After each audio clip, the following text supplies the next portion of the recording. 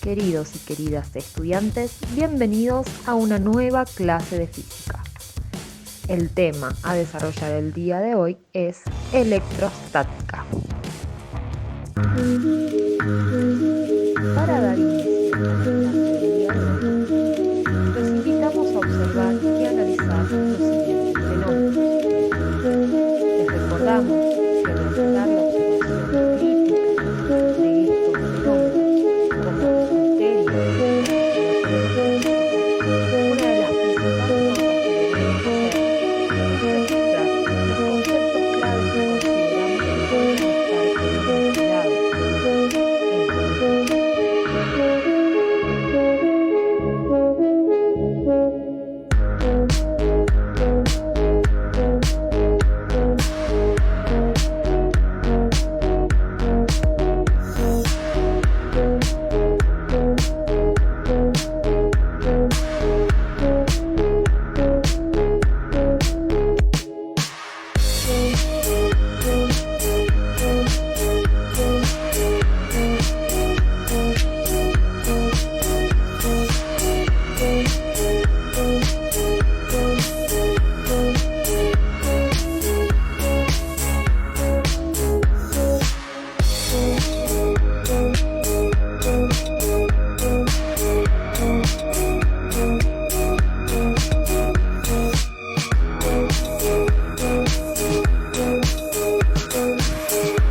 A su vez, como podrán observar, estos son el tipo de experimentos que nos gustan en la cátedra de física, en la licenciatura de desarrollo neural.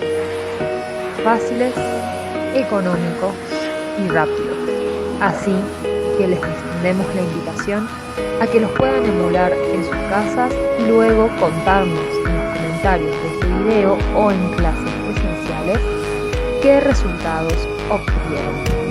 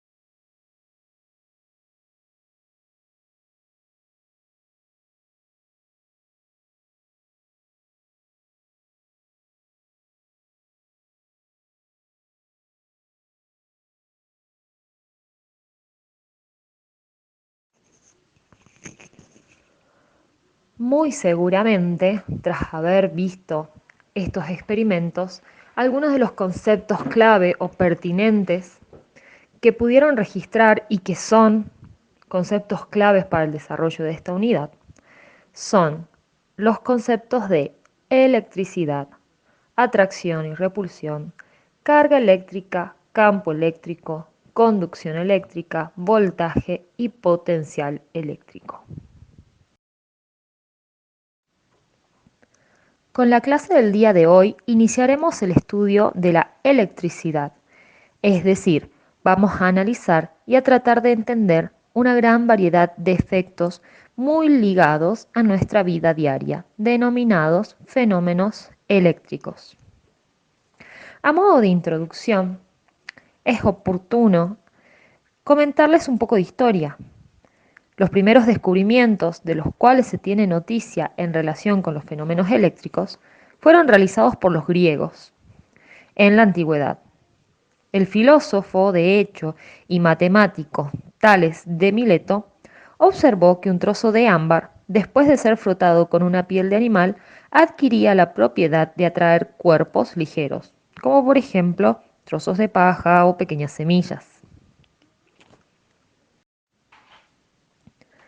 Como la designación griega que corresponde al ámbar es electrón, se comenzó a utilizar el término eléctrico para referirse a todo cuerpo que se comportaba como el ámbar, con lo cual surgieron las expresiones electricidad, electrizar, electrización, etc. En la actualidad, sabemos que todas las sustancias pueden presentar un comportamiento similar al del ámbar, es decir, pueden electrizarse al ser frotadas con otra sustancia. Ahora bien, tratemos de comprender de manera más exhaustiva a qué se deben los fenómenos eléctricos. La premisa fundamental de la que debemos partir es que todos y todo estamos formados por materia. A su vez, la materia está formada por diversos átomos y los átomos, a su vez, están formados por cargas. En este sentido, es oportuno citar al físico Richard Feynman, quien, si tuviera que reducir la historia de la ciencia a un enunciado, diría que todo está hecho de átomos, las paredes, las sillas, las mesas y el aire que las rodea. Algo que repasaremos de sus clases de química es que cada átomo está hecho de 3 partículas: protones, que tienen carga positiva, electrones, que tienen carga negativa, y neutrones, que no tienen carga. Los protones y neutrones están empaquetados en el núcleo del átomo y los electrones pasean alrededor. El número de protones es lo que da a los átomos su identidad química. Un átomo con un protón es hidrógeno, con 2 es helio, con 3 es litio y así en adelante. Esta designación de cargas positivas y negativas se la debemos al famoso político y científico norteamericano Benjamin Franklin, quien después de realizar un gran número de observaciones experimentales, halló que cuando dos cuerpos se frotan entre sí, si uno de ellos se electriza positivamente, el otro adquiría necesariamente electricidad negativa.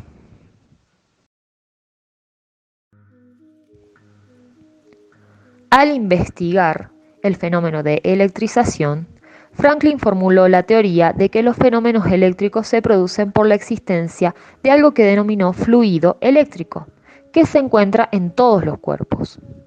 En un cuerpo no electrizado, es decir, un cuerpo neutro, dicho fluido existiría en cantidad normal. Cuando dos cuerpos se frotan entre sí, ocurriría una transferencia de parte del fluido eléctrico de uno hacia el otro.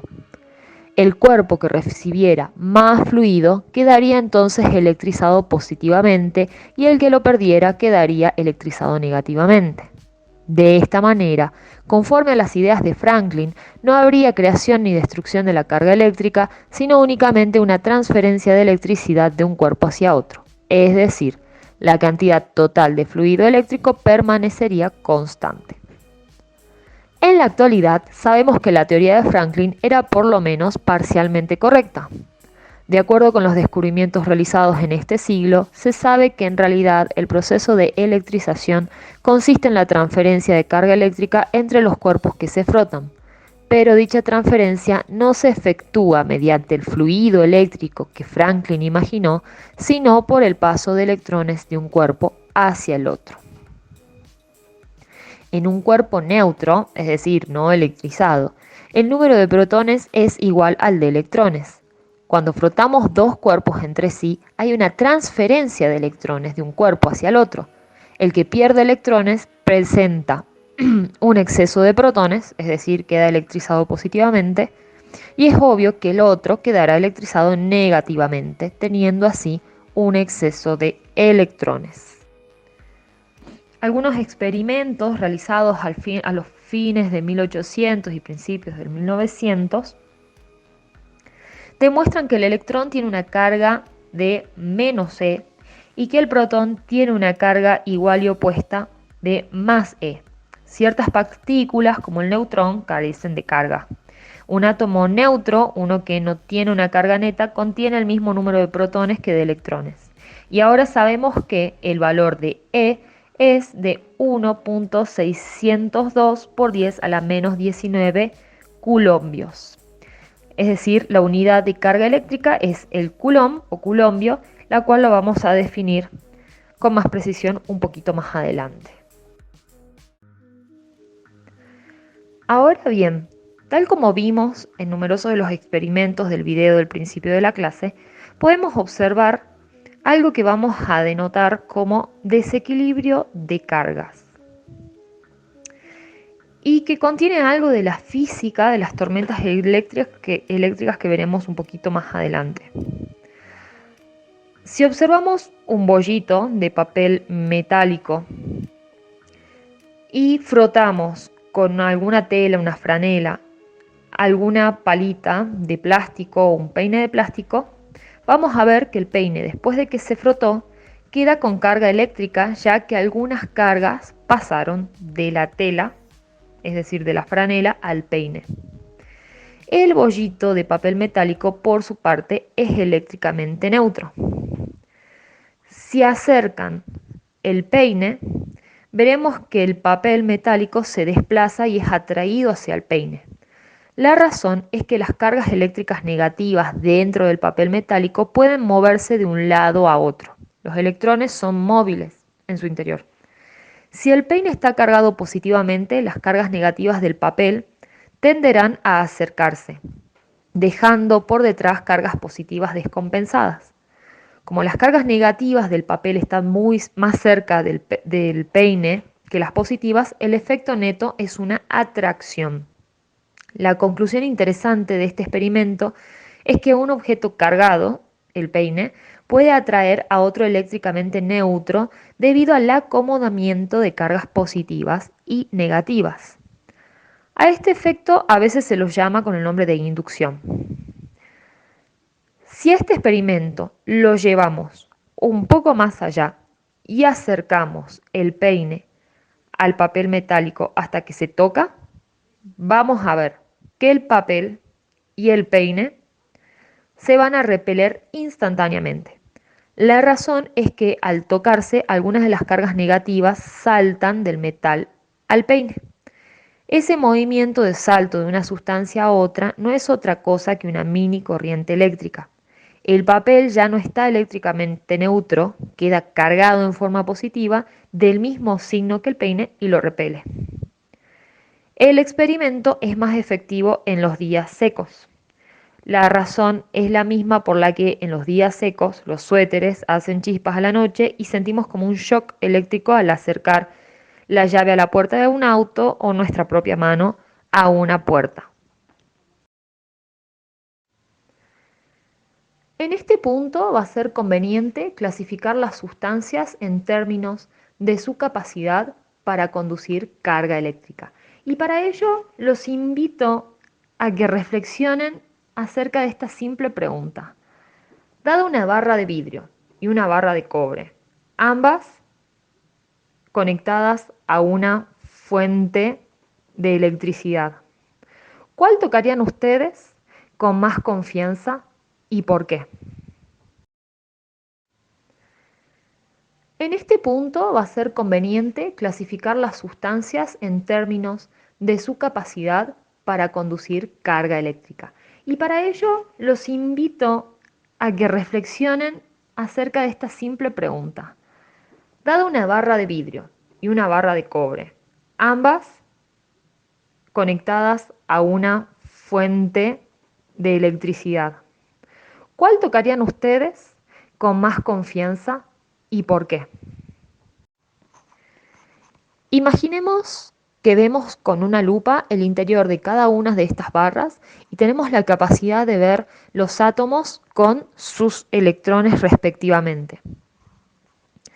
Vistos de cerca, en el caso de la barra de vidrio, los electrones se encuentran muy cercanos, muy aferrados al núcleo, por lo que al hacer pasar la carga eléctrica no hay tanto movimiento y por lo tanto no pueden llegar así de un lado a otro de la barra de vidrio.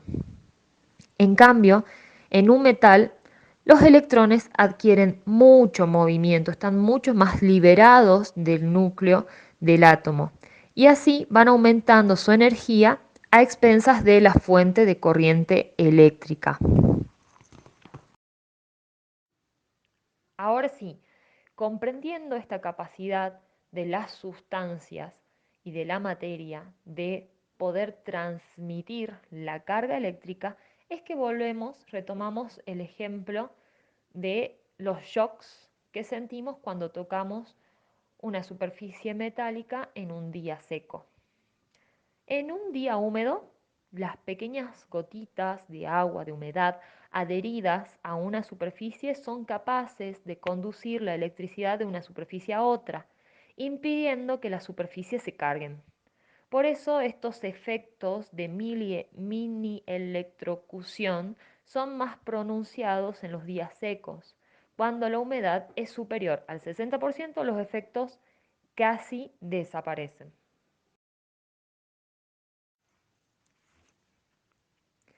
Ahora, habiendo comprendido un poco esto de cómo se transmiten las cargas eléctricas, podemos empezar a comprender a qué se deben ciertos fenómenos eléctricos en la naturaleza, como lo son las tormentas eléctricas.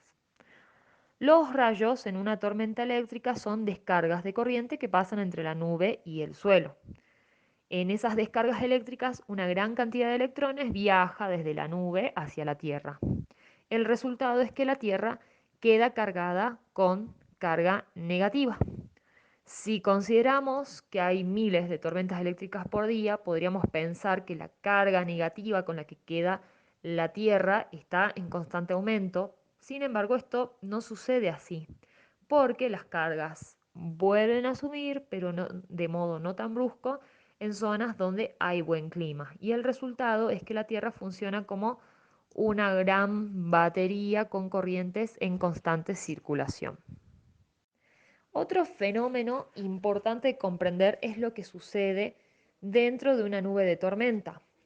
Dentro de la nube hay un gran movimiento de partículas de nieve y de granizo.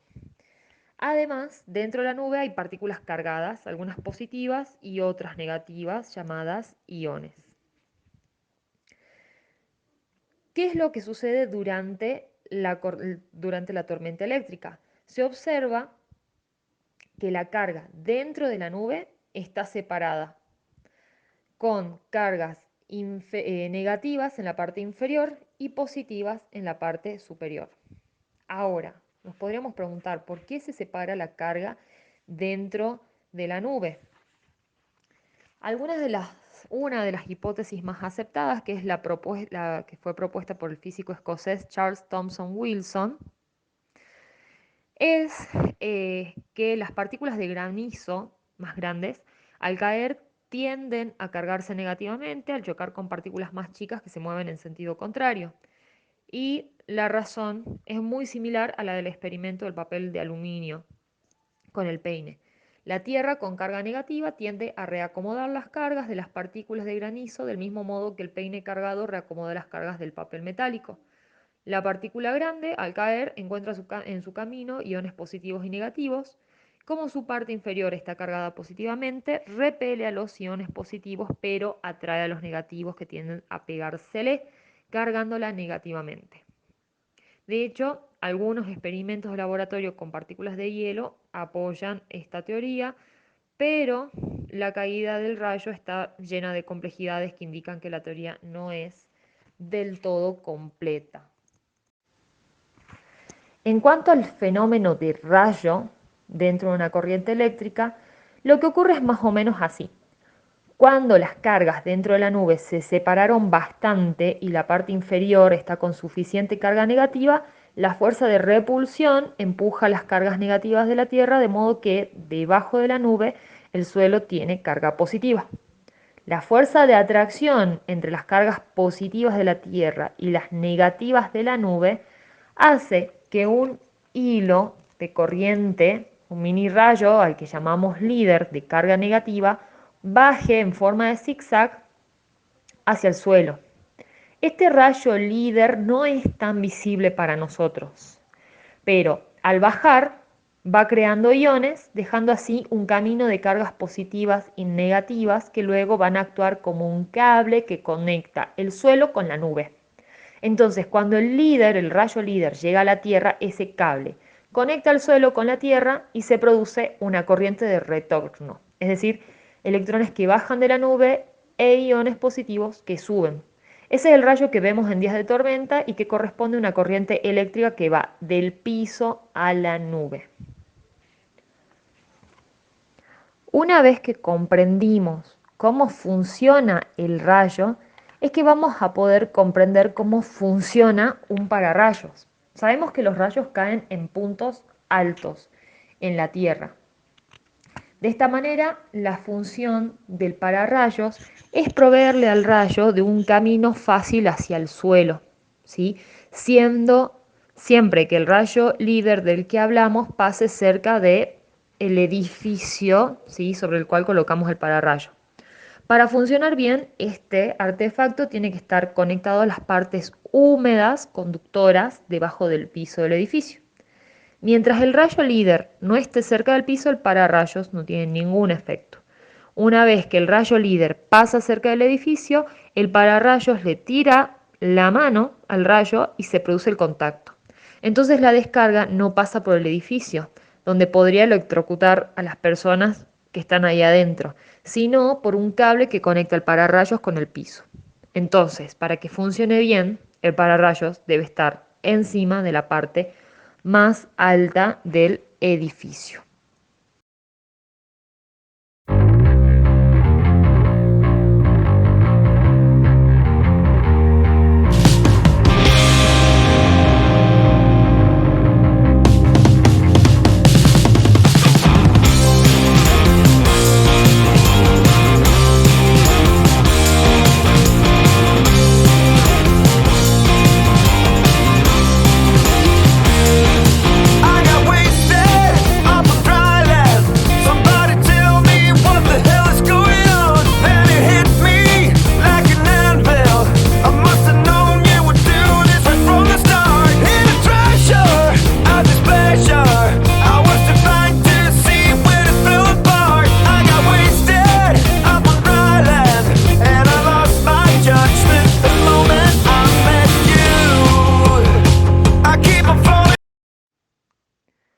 Bien, ahora que comprendimos los principios básicos de la electricidad, qué es una carga, cuándo es positiva, cuándo es negativa, cuándo hay repulsión, cuándo hay atracción, etcétera, podemos hablar de cómo se mide la carga. Y para eso vamos a hablar de Charles Coulomb, un físico francés que fue quien describió la medición de la carga. Ya sabemos que cuando un cuerpo está electrizado posee un exceso de protones, es decir, carga positiva, o un exceso de electrones, es decir, carga negativa. Por este motivo, el valor de la carga de un cuerpo lo vamos a representar con la letra Q, mayúscula o minúscula, y se puede medir por el número de electrones que el cuerpo pierde o gana. Pero esta forma de expresar el valor de la carga no resulta práctica, porque se sabe que en un proceso común de electrización, por ejemplo, por frotamiento, el cuerpo pierde o gana un número altísimo de electrones, por lo que los valores de Q estarían expresados con números sumamente grandes. En la práctica, lo que se hace entonces es emplear una unidad más adecuada. En el sistema internacional, las unidades de carga eléctrica se denominan Coulomb, ¿sí? Con el símbolo o con la letra C, en honor a este físico francés, Charles Coulomb, de Coulomb.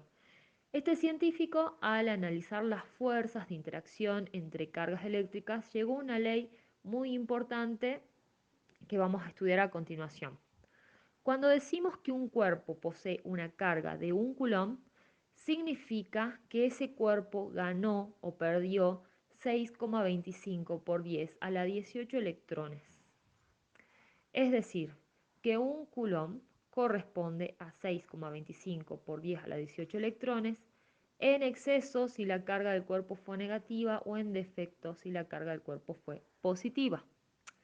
De hecho, generalmente en electrostática trabajamos con cargas eléctricas mucho menores a 1 coulomb, por lo que es costumbre expresar los valores de las cargas de los cuerpos electrizados en mili o microcoulombs. Analizando el comportamiento de las cargas, Charles Coulomb estableció la ley fundamental de la fuerza eléctrica entre dos partículas estacionarias con carga y realizó una expresión matemática, la cual indica que una fuerza eléctrica tiene las siguientes propiedades. Primero, es inversamente proporcional al cuadrado de la separación entre las dos partículas y se ejerce a lo largo de la línea que las une. Segundo, es proporcional al producto de las magnitudes de las cargas de las dos partículas. Y tercero, es de atracción si las cargas son de signo opuesto y de repulsión si las cargas tienen el mismo signo. Con base a estas observaciones podemos expresar la magnitud de la fuerza eléctrica entre dos cargas separadas por una distancia r como F, la cual indica la fuerza eléctrica, igual a una constante por el producto de las cargas sobre el cuadrado de la distancia que las separa. El valor de la constante de Coulomb depende de las unidades que se elijan. La unidad en el sistema internacional de carga es el Coulomb, como lo dijimos anteriormente, el cual se define en términos de una unidad de corriente llamada ampere, donde la corriente se define como la razón del flujo de carga.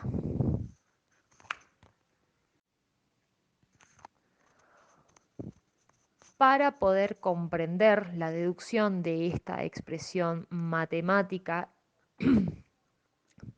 y su deducción vectorial y además ver algunos ejemplos prácticos, los dejo a continuación con unos videos obtenidos del canal del profesor Pedro Luis González Camperos, al cual les recomiendo que sigan su canal en YouTube. No dejen de hacer los trabajos prácticos, realizar sus consultas y nos vemos en la próxima clase. Nos despedimos. Hola amigos, bienvenidos a otro video de Espiral Ciencias. Con este video daré comienzo a lo que será el curso de Ley de Coulomb y campo eléctrico. En este video explicaré qué es la Ley de Coulomb y para qué sirve. Pero primero, antes de explicar esta ley, hay que comprender qué son cargas eléctricas, ya que debido al comportamiento de estas surge la Ley de Coulomb. ¿Qué son las cargas eléctricas? La carga eléctrica es una propiedad física propia de algunas partículas subatómicas que se manifiesta mediante fuerzas de atracción y repulsión entre ellas. La fuerza de atracción o repulsión entre ellas se llama fuerza eléctrica. Aquí tendríamos una explicación sencilla de lo que son cargas eléctricas, pero ¿cómo podemos imaginarlas? ¿Y cómo podemos imaginarnos una carga eléctrica? Podemos imaginarlas como paquetes discretos que se denotarán con la letra Q y podrán tener signo positivo o signo negativo. Cuando se habla de paquetes discretos, se trata de que estas cargas serán un múltiplo entero de una cantidad E, la cual es equivalente a este valor numérico. Ellas serán un múltiplo entero que puede ser un múltiplo positivo o negativo de esta cantidad E. Esta N es el símbolo de los números naturales. Y la unidad que tiene esta cantidad E, que es la unidad que se utiliza en el sistema internacional, esta C mayúscula, es el coulomb. Experimentalmente se ha demostrado que los electrones tienen como carga esta misma cantidad, pero con signo negativo, y los protones tienen como carga esta misma cantidad, pero con signo positivo.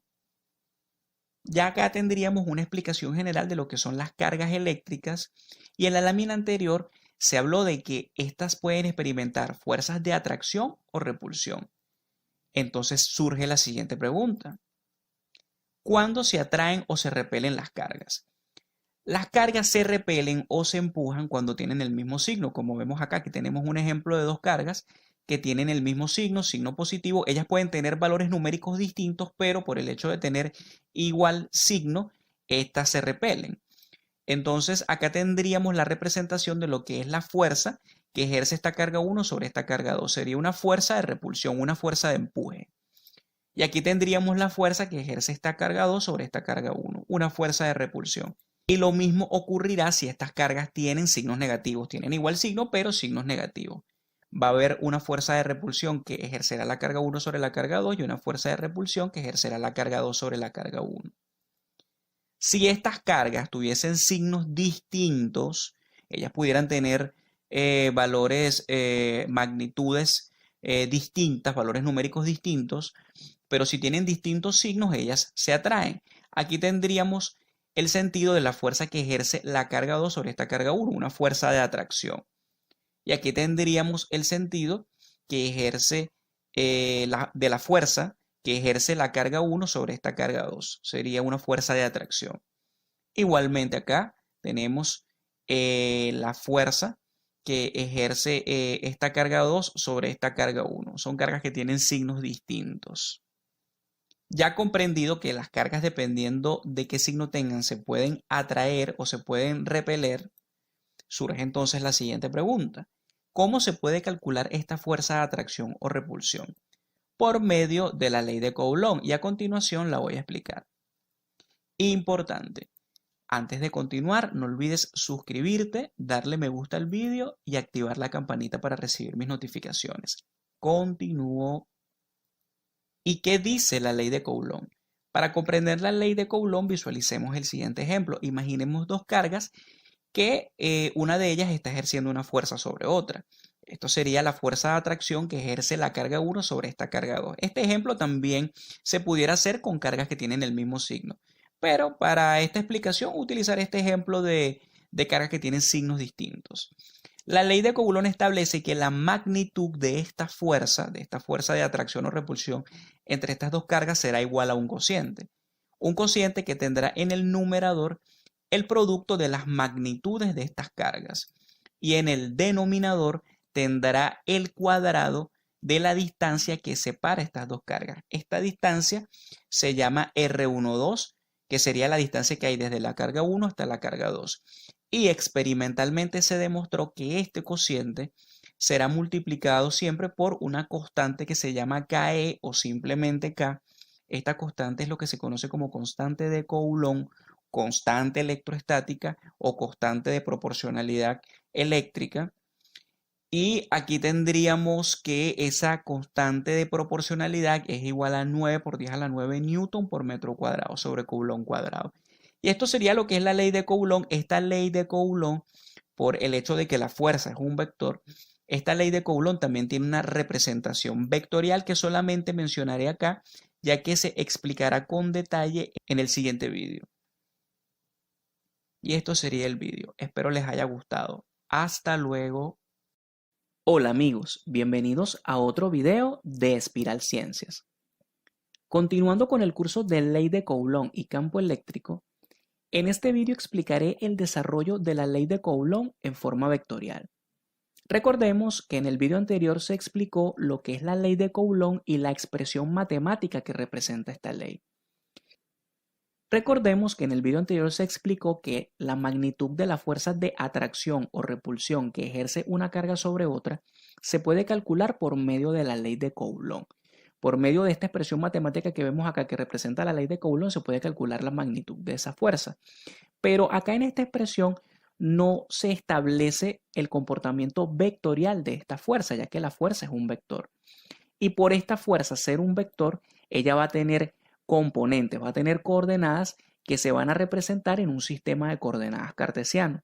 Acá en este ejemplo general vemos un ejemplo de una fuerza en 3 dimensiones que ella tiene 3 componentes, pero pudiera darse el caso que sea un sistema en 2 dimensiones, como este ejemplo que estoy colocando acá, y acá la fuerza tendría 2 dimensiones, como también pudiera ocurrir que esta fuerza va a actuar paralela a alguno de los ejes coordenados, como se muestran acá en esta figura. Entonces, en muchos ejercicios se pedirá calcular no solamente la magnitud de esta fuerza, también se pedirá su dirección y sentido, lo cual se puede determinar a partir de las componentes o coordenadas de esta fuerza. ¿Y cómo se obtienen esas coordenadas o componentes? A partir de la forma vectorial de la ley de Coulomb, la cual voy a explicar a continuación. Importante, antes de continuar, no olvides suscribirte, darle me gusta al vídeo y activar la campanita para recibir mis notificaciones. Continúo. Aquí tendríamos la expresión vectorial de lo que es la ley de Coulomb y aquí tenemos otra imagen en donde se muestra de forma general la fuerza que ejerce la carga 1 sobre la carga 2. La ley de Coulomb en forma vectorial, para poder desarrollarla, tenemos que conocer la magnitud de la fuerza F12 y las coordenadas de este vector R. Este vector R minúscula es un vector unitario que indica la dirección y sentido de la fuerza, de esta fuerza que se está aplicando. ¿Y cómo se pueden establecer las coordenadas de este vector? Este vector se puede establecer por medio de los vectores R1 y R2 y por medio de una resta de vectores se pudiera obtener las coordenadas de este vector R. El vector R sería igual a la resta del vector R2 menos el vector R1. Recordemos que este vector R será quien me dé el sentido y dirección de la fuerza. Pero este vector R es unitario. Por tal motivo, al efectuar la resta debo dividirla entre el módulo, de tal manera que se garantice que ese vector sea unitario, es decir, que tenga magnitud o módulo 1.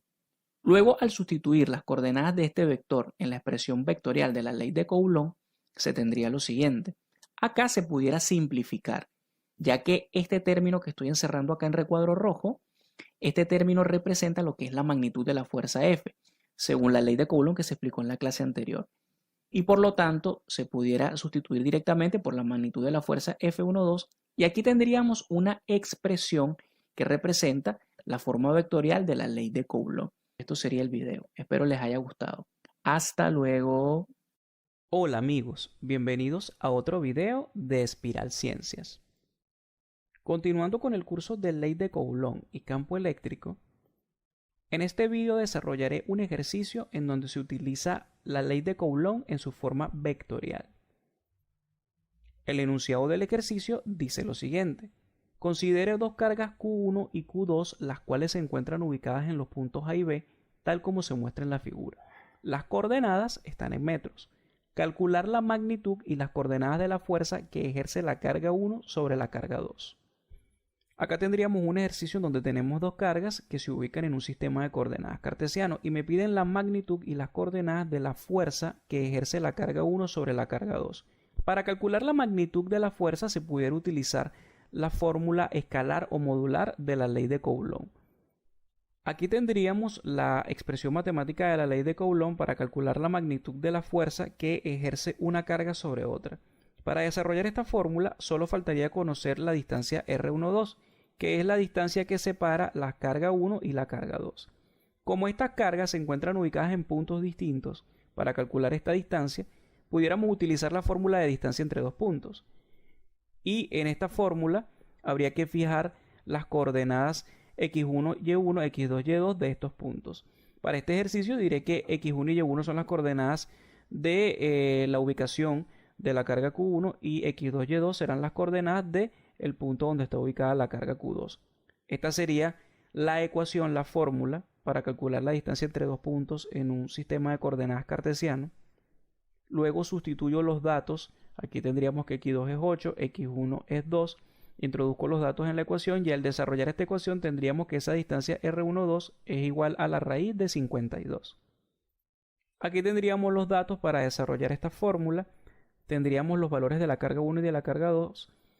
Y lo que hacemos es sustituir estos datos en la ecuación y tendríamos lo siguiente. La fuerza F12 sería igual, donde está KE, coloco el valor de la constante electrostática y aquí coloco los valores de las cargas entre la distancia al cuadrado. Al desarrollar estas operaciones algebraicas tendría que la fuerza 1,2 es igual a esto que tenemos acá, 4,154 por 10 a la menos 9 newton. Y aquí tendríamos la magnitud de la fuerza que ejerce la carga 1 sobre la carga 2. Faltaría encontrar las coordenadas de esta fuerza F12, las cuales se obtienen a partir de la forma vectorial de la ley de Coulomb. Importante, antes de continuar, no olvides suscribirte, darle me gusta al vídeo y activar la campanita para recibir mis notificaciones. Continúo. Antes de desarrollar la ley de Coulomb en forma vectorial, hay que comprender cómo actúa la fuerza que ejerce la carga 1 sobre la carga 2. Esta fuerza va a actuar en la línea que une la carga 1 y la carga 2. Y aquí tendríamos el sentido que tendría la fuerza 1,2 es una fuerza de atracción, por lo tanto tendría este sentido. Esta sería la fuerza con la que la carga 1 atrae a la carga 2. ¿Y cómo establecer las coordenadas de esa fuerza? Para establecer estas coordenadas tendríamos que desarrollar la forma vectorial de la ley de Coulomb, la cual tenemos acá en donde R2 y R1 son dos vectores posiciones que indican la posición de una carga y la posición de la otra. En esta fórmula R2 siempre va a ser el vector posición el cual su punta va a coincidir con la punta de la fuerza que ejerce una carga sobre otra. Y R1 sería el vector posición que me indica la posición de la otra carga. ¿Cuáles serían las coordenadas de estos vectores R1 y R2? R1, si observamos acá en la figura, tiene las coordenadas 8 en X y 2 en Y. Y R2 tiene las coordenadas 2 en X, 6 en Y. Al efectuar estas operaciones algebraicas de resta de vectores, tendríamos que, si resto la coordenada en X de R2 menos la coordenada en X de R1, sería 2 menos 8. Y si resto la coordenada en Y del vector R2 menos la coordenada en Y del vector R1, tendría esta resta. Al efectuar estas operaciones algebraicas, tendría que esta resta de vectores es igual a menos 6i más 4j. Y observamos acá en la forma vectorial de la ley de Coulomb que también debo calcular el módulo de esa resta. Y el módulo de esa resta sería el módulo de un vector que sería la raíz de las coordenadas al cuadrado, de la suma de las coordenadas al cuadrado. Al desarrollar este módulo tendríamos que es raíz de 52. Luego introduzco los datos obtenidos en la forma vectorial de la ley de Coulomb. La forma vectorial de la ley de Coulomb se simplifica a esto que tenemos acá, ya que los términos que tenía anteriormente que estaban multiplicando a este cociente que tenemos acá de vectores, ese término es equivalente a la magnitud de la fuerza que ejerce la carga 1 sobre la carga 2. Eso se explicó en el vídeo anterior. Luego tendríamos el valor de la magnitud de la fuerza, tendríamos el resultado de la resta de vectores y el módulo de esa resta. E introducimos estos datos acá en la forma vectorial de la ley de Coulomb y tendríamos estas operaciones que al irlas desarrollando a paso serían lo siguiente. Al efectuar la división de 4,154 por 10 a la menos 9 entre raíz de 52 obtendríamos este término. Luego, al desarrollar la propiedad distributiva, acá tendríamos que la fuerza F12 tendría este valor. Estas serían las coordenadas de la fuerza F12. Y este sería el video. Espero les haya gustado. Hasta luego.